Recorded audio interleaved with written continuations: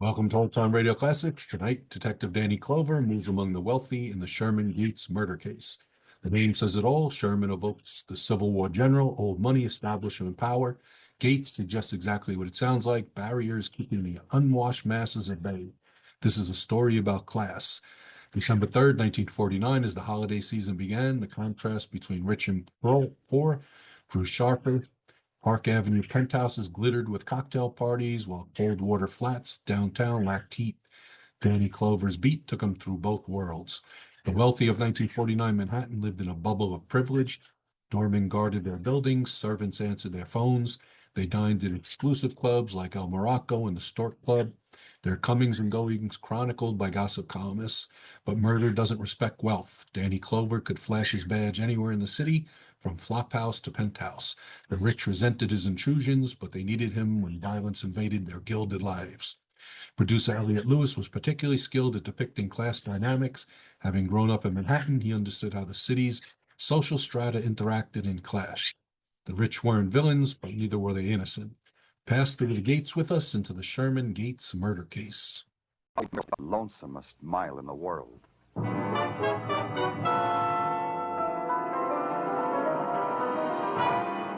Broadway's My Beat, with Larry Thor as Detective Danny Clover.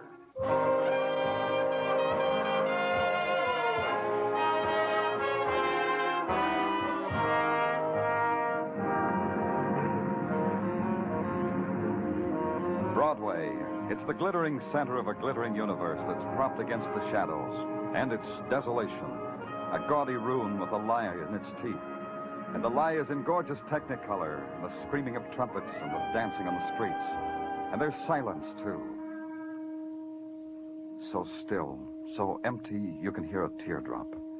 Whatever it is, it's Broadway. My Beat.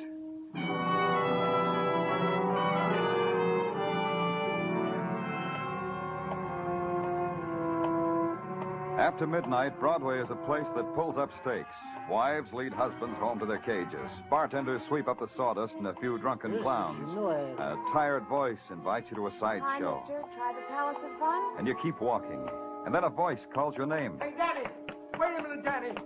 Danny! And it's the voice of Maxie Stern, manager of the most colossal, most stupendous, most nothing movie crib on Broadway. Danny, come quick, huh?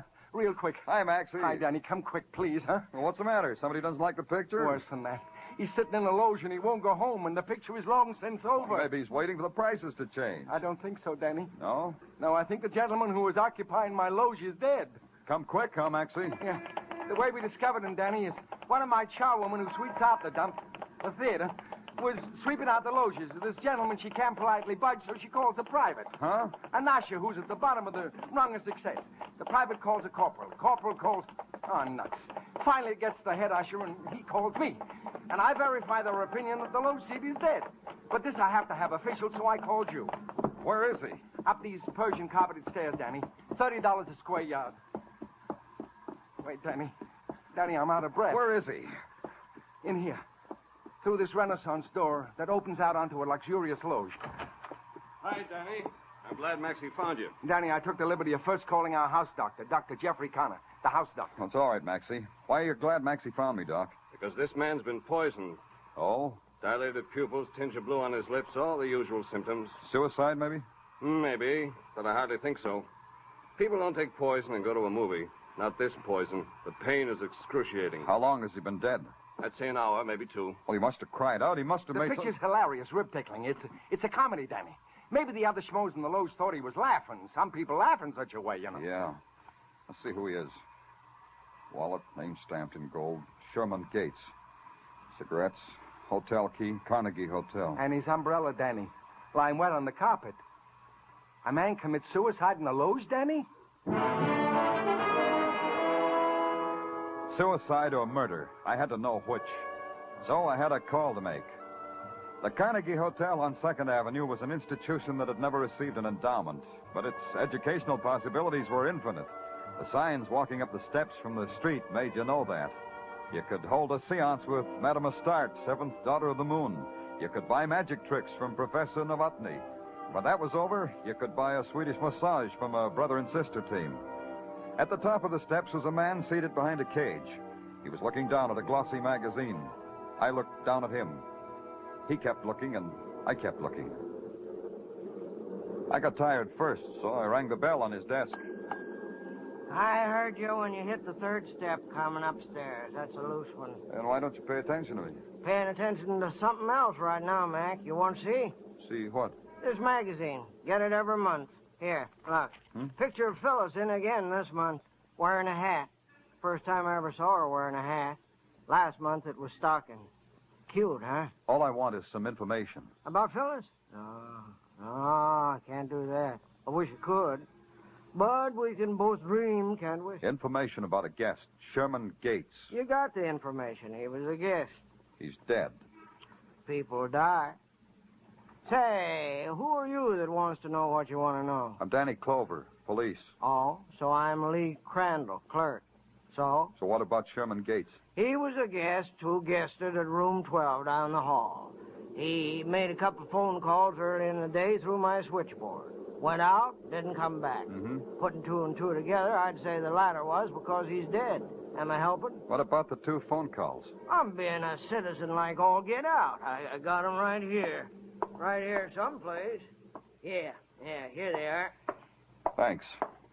Don't mind if I use your phone, citizen. I know you don't. Not for a dime, I don't. Sergeant Tartaglia speaking. Danny Clover, I want you to check 2 phone numbers for me, Tartaglia. Here are the numbers. Give me the names and addresses to go with them. Yeah, Danny. Plaza 7, 9970. And Regent 4, 1098. You got that? Yeah, got it. Good, I'll call you back. Here's your dime. Thanks. Now I guess you want to look at Mr. Gates' room, huh? Yeah, I want to do that. When you're finished, I got something to show you. More art studies at Phyllis? Broken down dentist once left a stack of National Geographics here. Maybe a guy like you gets his kicks from stuff like that. It made him happy to say that, and he was being a good citizen, so I let him be happy. The room of Sherman Gates, guest, deceased, revealed a bed and a table, beat up, broken down. Not much else. Mr. Gates' other suit and a change of underwear. I leafed through the National Geographics to give Tartaglia time to check on the phone numbers. I learned little-known facts about the pygmy people of Mozambique, then called headquarters. 2 phone numbers. One listed to Irene Vincent in the East 60s. The other, a photographer's shop on 10th Avenue. It was midnight, and neither place answered to my call, so I waited till the next morning. Called in person.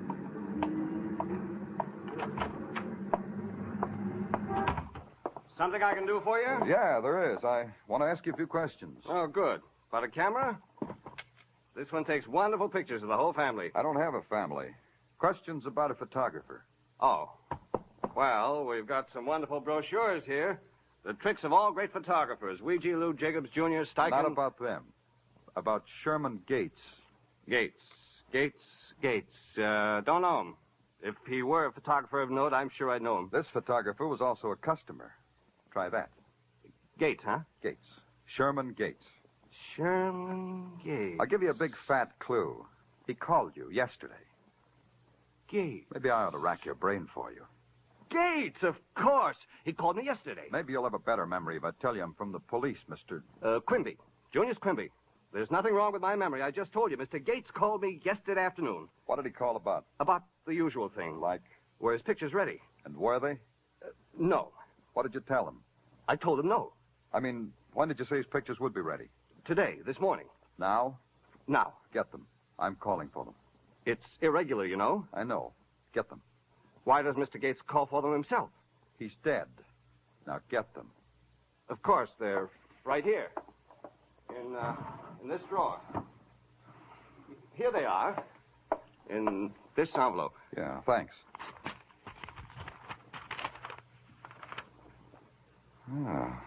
What do you know? Cats. Pictures of cats. Aren't they lifelike? So real. Here, pussy, pussy, pussy. I'd never heard a man say that to a picture of a cat before, so I tiptoed out, pointed myself to East 60th Street, and took off.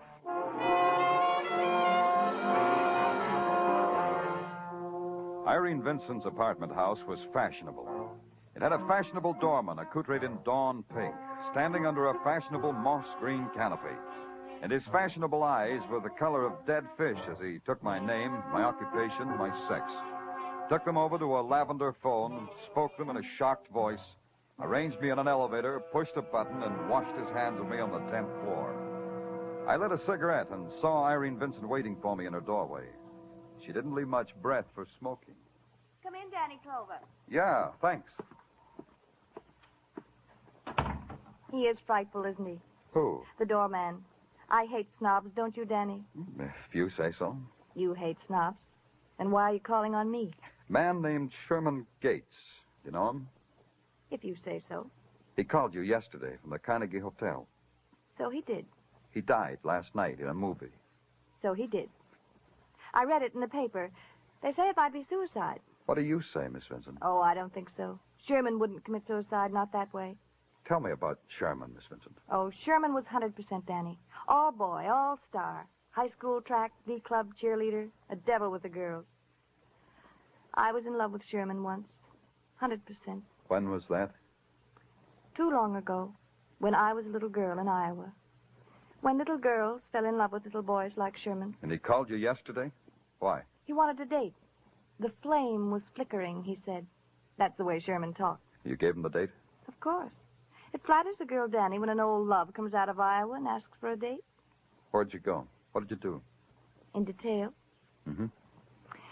In detail, we went to Gino's, had a few drinks, left Gino's, had an argument. Oh, that should interest you, Danny. It does. Well, it was about a cat.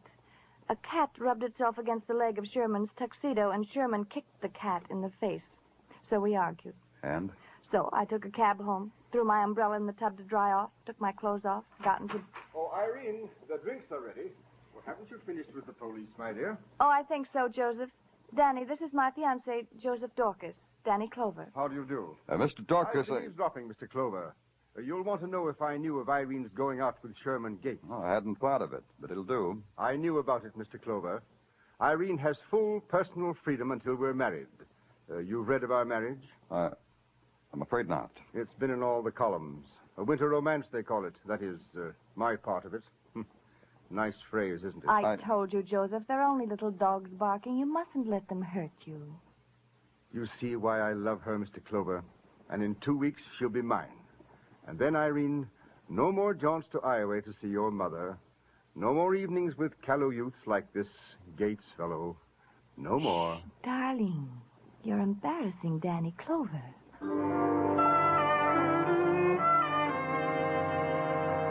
They clinched. And I got out of there. I checked in at headquarters, grabbed a cup of coffee, and then went back to a man named Quimby, who had pictures of cats for a dead man who hated cats. Oh, I see you're back. You remember me, huh? Of course. You said you were a policeman. You told me that this morning. Right. I'm a policeman, and I'm still working. I got some new questions to ask you, Mr. Quimby. Please ask him in a hurry. I got some pictures in the tank. And this won't take long. Those pictures you gave me this morning. Mr. Gates' pictures? Those. Are you sure they were the pictures he left to be developed? Am I sure? What do you mean, am I sure? I mean, are you sure? Of course I am. Now, if you'll pardon Now, me. one more thing. Please, those pictures in the tank, they'll spoil. All right, but hurry up back. I'll only be a minute.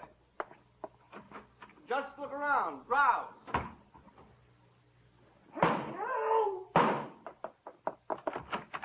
Quimby, what happened?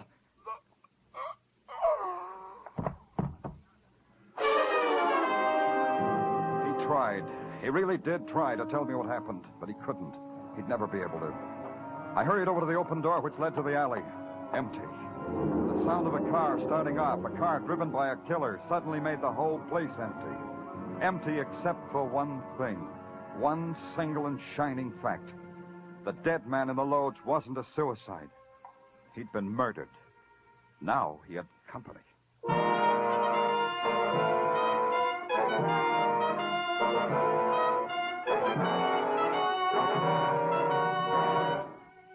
You are listening to Broadway's My Beat, starring Larry Thor as Detective Danny Clover.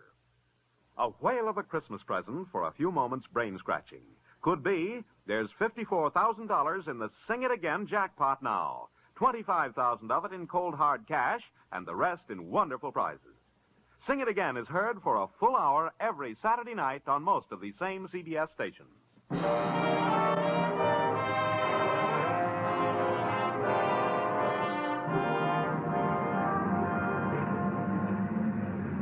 In the afternoon, Broadway is a place of regret. It's the interval between the furtive lunch hour and quitting time, the longest 5 hours in the world, and it happens 5 days a week. It's also the time to dust the coconut husks at papaya stands, to dodge the cloak and suitor for whom nothing exists except the clothing rack he's pushing, and it's a time for window shopping. For me, it was a time for homework, and headquarters is where I study. There's a sergeant there who helps me. His name is Tartaglia, and he tries real hard. Or, as he puts it... I try real hard, Danny. I know you do, Tartaglia. So tell me what you found on Junius Quimby. Oh, that little photographer was a naughty boy, Danny, with a record. Not a long one, but naughty. Pictures, huh? Photographs. Pictures, Danny, photographs. That all? Yeah. Oh, wait a minute. I almost forgot, Danny. There's a guy outside to see you. Joseph Dorcas says he's the fiancé of one Miss Irene Vincent. Well, show him in, Tartaglia. Yeah. Go right in, Mr. Dorcas. Thank you. Hello, Mr. Clover. I hope you're not too busy to see me. Oh, not at all. Sit down, Mr. Dorcas. Thank you. Mr. Clover, I'll come right to the point. I'm a very rich man. I'm happy for you, Mr. Dorcas. It's a fact that doesn't need a comment, Mr. Clover. I only tell you that because, well, you should know it. I'm in a position to buy off any trouble that Irene may be in. Your fiancé's in trouble? Yes. She just came back from a vacation with her mother in Iowa. And since she's back, she's being blackmailed. Uh-huh. That'd fit. I don't know how exactly, but it would fit. I can't guess what you have in mind, but I think I can help you. Well, frankly, Mr. Dorcas, I could use a little help. What have you got to offer? Some pertinent facts. Good. What are they? Well, the day before yesterday, a man called her. Said he had some information that he was going to take to me. Mm-hmm.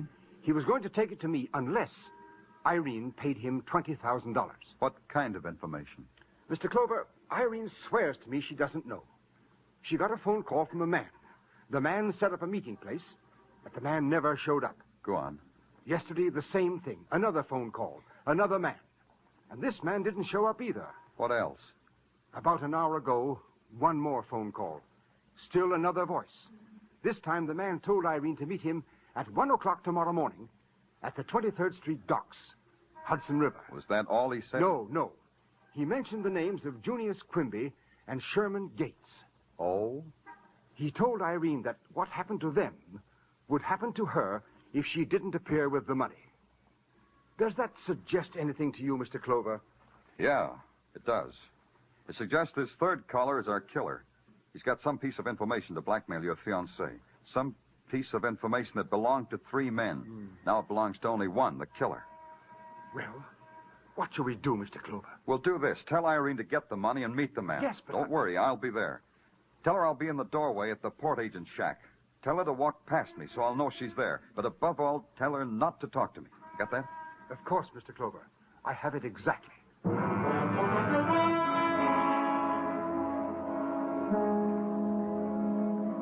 At midnight, the 23rd Street dock is an island torn out of limbo. The mist, the vapors rising out of the dark river, the sob of distant turbines, the almost silent hiss of the sea. It's all there. And you stand in dark space at the edge of a universe and wait and hope you're doing the right thing. Across oil-black water, you watch an electric sign in New Jersey arrange itself in numerals of time. And then a sound brings you back. It's a simple sound, the sound of a woman's heels on wood. So you're back, and you remember why you're there. Danny Clover, are you there? I told you, don't talk to me. Keep walking. But I'm frightened, Danny Clover, 100% frightened. He sees you talking to anyone, he might kill you, like he killed the others. Yes, Danny. And remember, talk to him as if you were alone. No outcry, no hysterics, nothing. Understand? Now, keep walking. Yes, Danny Clover. Here goes a pretty girl.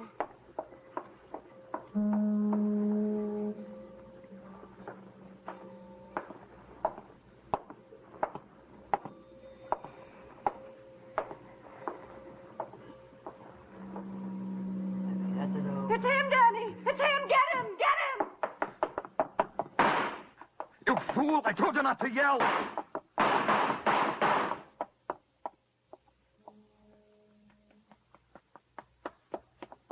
He got away, Why didn't you, Danny? Yeah, why did you cry out? Why? Because I'm a girl, and girls are unstable. Yeah. Are you hurt, Danny? Did he shoot you? No. But there's blood on the ground. See Danny Clover? Danny Clover saw the blood on the ground. Danny Clover put an idiot named Irene in a cab. Danny Clover went back to headquarters. By 2 o'clock, the orders were out for every drugstore, every hospital, every doctor to be on the lookout for a wounded man. Then Danny Clover curled up in his swivel chair and fell asleep.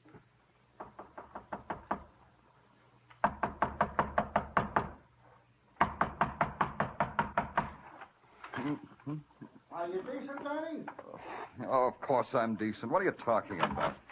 There's a lady out here to see you, Danny, from the Salvation Army, with a drum and a cymbal and a tambourine. What? Yeah, she says she knows you, has something important to tell you. Oh, show her in, Sergeant. Show her in. Yeah. Go right in, miss. Ma'am. Thank you. Good morning, Danny. Oh, it's a glorious, glorious morning, isn't it? Glorious, Opal. How are you? Glorious. Why don't you put the drum down? Take me a help, Opal. Oh, sure. Allow me, Miss Opal. Thank you. Tattaglia said you had something important to tell me. Well, it may be. I don't know. It just may be important, and then again, it may not. Strange the way things are one way or another, isn't it, Danny? Tell me anyway, Opal. Well, last night at the mission, it was my tour of duty. You know, helping the poor wandering souls. What happened at the mission, Opal? Well, about 3 o'clock in the morning, this man came in with a terrible wound in his shoulder. Oh, a terrible wound. I dressed Where him. is he now? Well, back at his hotel, I suppose. The Carnegie Hotel. You see, Mr. Crandall's one of our steadies. But, Danny, where are you going? I haven't finished.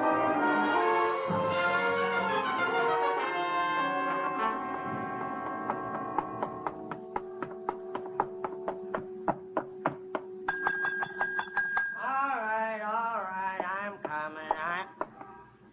Aren't you? Yeah, citizen. It's me. Come to tell me I'm not much of a citizen no more, huh? A real bad one. A wounded one, too. Your shoulder hurt? Some. If I make an effort, it'll still operate. Don't try. I'm booking you. We'll take fine care of your shoulder.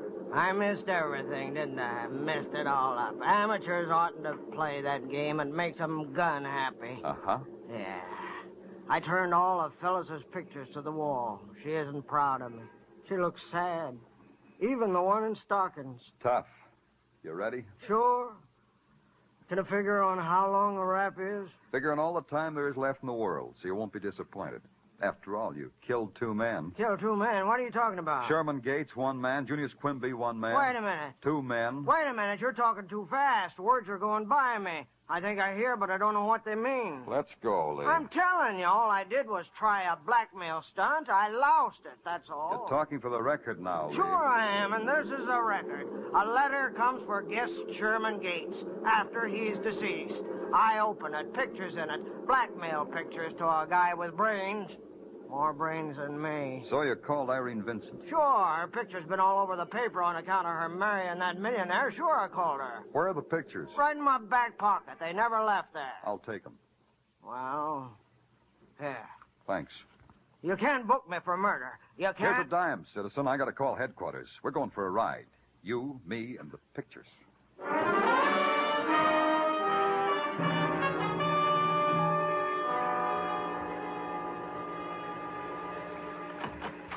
You sent for me, Danny? I was just on my way to home. I phoned Mrs. Tartaglia. That's a little early, isn't it, Sergeant? Well, what with the rain and all, by the time I get through the traffic... Take off that slicker and stick around a while. I want you to look at a picture. Okay, Danny. Well, where's the picture, huh, Danny? Here. What do you see, Tattaglia? Well, I see a gorgeous dame in a swimming suit by the name Irene Vincent. I see a guy also in a swimming suit by the name Sherman Gates, deceased. And they're leaning up against the new Nash. Looks like the 1950 model. Did I see everything, Danny? Where are they? Well, to me, it looks like Miami. I've never been to Miami, but to me, it looks like Miami. Palm trees, ocean, swimming suits. Yeah. Neat piece of blackmail. This is the blackmail to be in Miami in the winter? You can go home now, Tattaglia. Oh, thanks, Danny, thanks. It's because of the rain I'm leaving now. What do you got there? The umbrella? Umbrella? Yeah, sure, an umbrella, Danny. It's raining outside. Cat and dog. Umbrella? Go home, Tartaglia, and tell Mrs. Tartaglia today you did real good.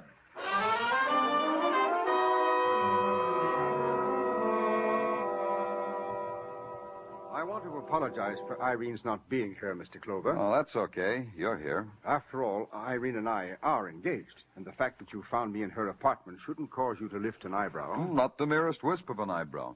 Maybe you'll react, Mr. Dorcas. I know why Irene was being blackmailed. Good for you. So you found the blackmailer.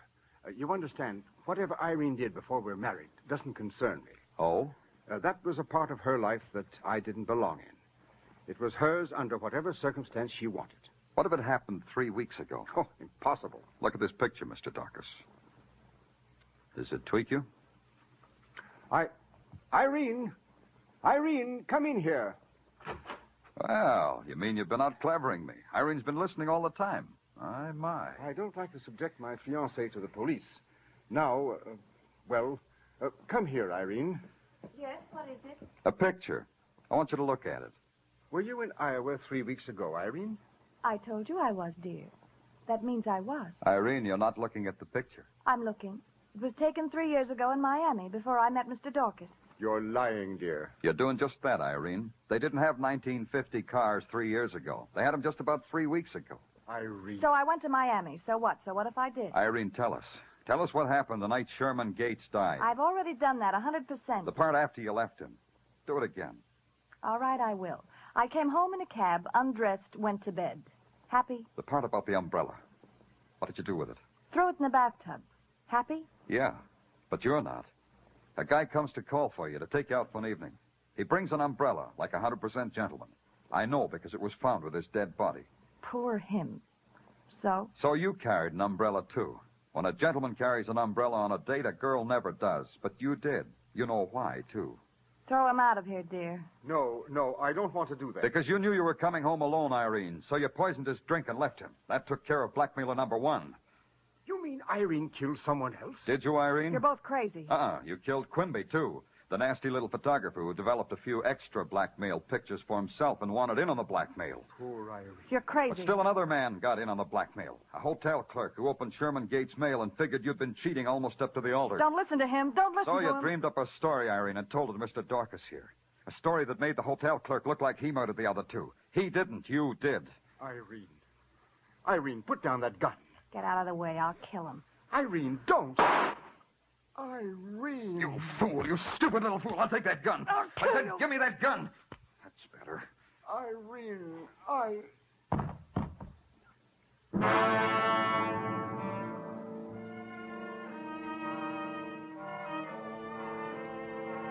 She looked at him, then fell suddenly to the floor, took Dorcas's head in her arms and swayed back and forth. Back and forth. Her eyes filled with the terrible fright you sometimes see in a child. And it was hard to believe she was a murderer. But you knew better, so you called headquarters. And they sent an ambulance and a couple of burly cops. She was 100% with them, so they gave her the best seat in the paddy wagon.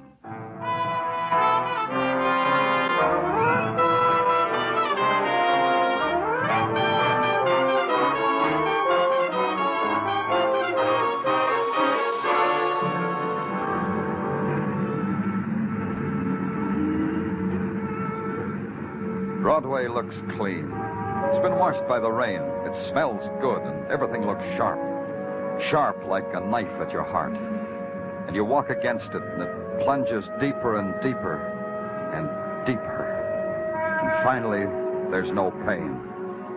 It's Broadway, the gaudiest, the most violent, the lonesomest mile in the world.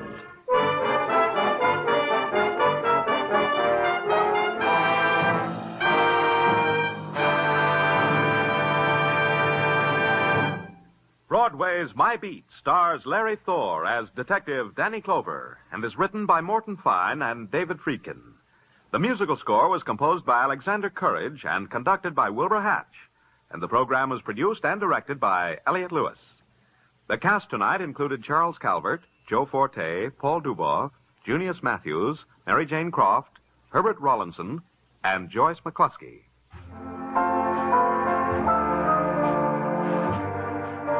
One step to curing a disease is recognizing it and treating it. Hate is a disease. It's recognized as such by patriotic citizens who refuse to spread the doctrine of hate by speaking against a fellow American because of his race, color, or religious creed. The treatment to cure the disease of hate is to accept or reject people on their individual worth, and to speak up wherever you are against prejudice and for understanding. Stay tuned now for Sing It Again, which follows immediately over most of these same CBS stations.